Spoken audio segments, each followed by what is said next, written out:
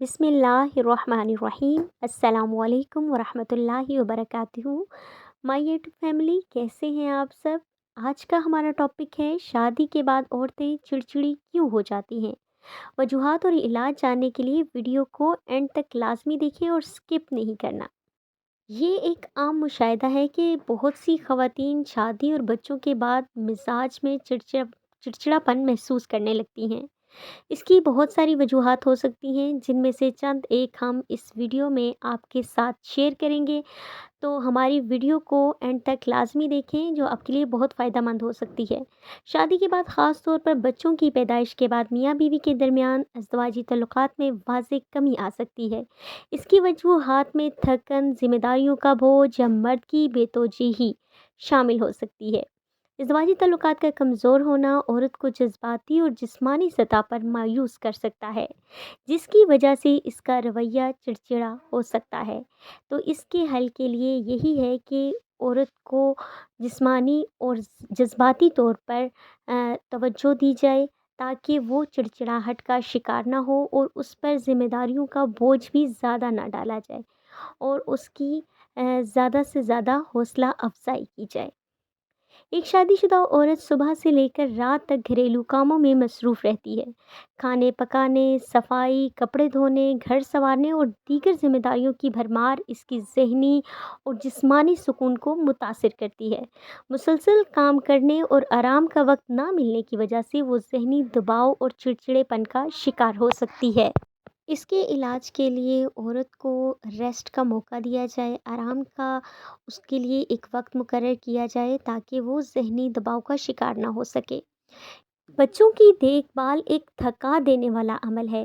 ایک ماں نہ صرف بچوں کی جسمانی ضروریات پوری کرتی ہے، بلکہ ان کی تعلیم، تربیت اور جذباتی نگہداشت کی بھی ذمہ دار ہوتی ہے۔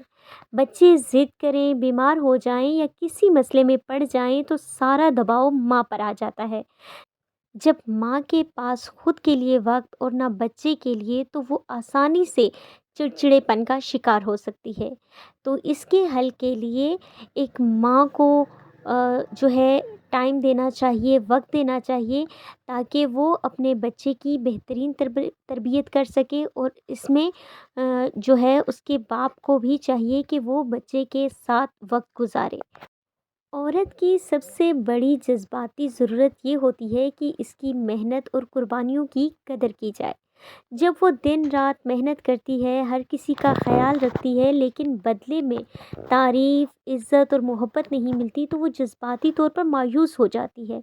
خاص طور پر جب شوہر، جس سے عورت کو سب سے زیادہ امید ہوتی ہے، اس کی قدر نہ کرے، اس کی محنت کو نظر انداز کرے یا اس کے جذبات کو نہ سمجھے، تو وہ افسردہ اور غصے کا شکار ہو جاتی ہے۔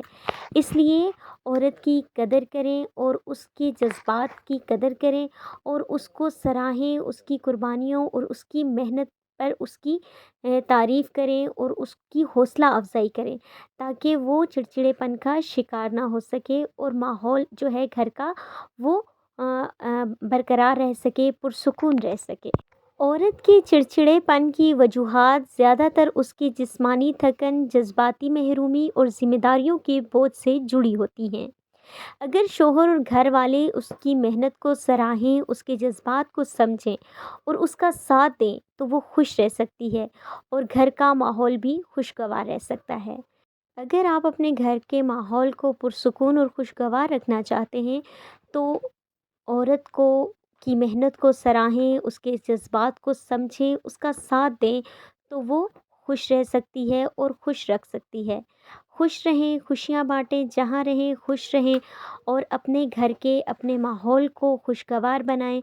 اس طرح کی مزید اچھی اور معلوماتی ویڈیوز دیکھنے کے لیے ہمارے چینل کو سبسکرائب کریں، لائک کریں اور زیادہ سے زیادہ شیئر کریں۔ جزاک اللہ۔